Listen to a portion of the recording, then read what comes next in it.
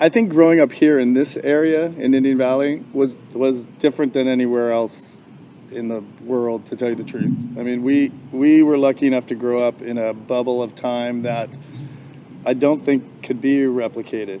I mean, I try to tell people stories about how we used to roll, 30 deep with an age group that differentiated by 15 years, and we would all roll together all summer long, running around the streets, up in the open space.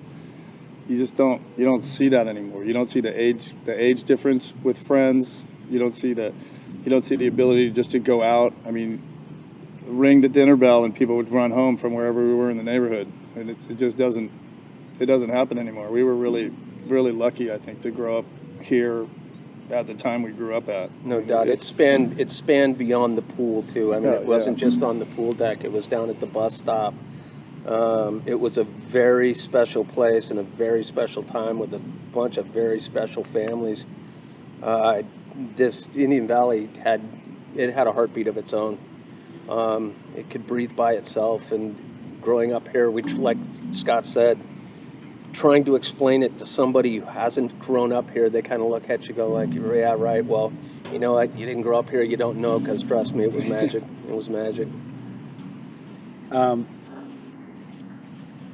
Yeah, it was a different time. It was I remember when I was a little kid, you would drive through farmland to get to the next town, and it's not like that anymore. It was interesting too. I feel it was like on the transition between, like, when kids never wore a helmet to like wearing a helmet when you rode your bike, and it was this wonderful transition period where it was still normal to jump out of the tree or off the roof, and I think it kind of like lended itself to this really enjoying life a bit. And I also think that geographically, it's like one giant cul-de-sac here, which, every kid wants to grow up on a cul-de-sac.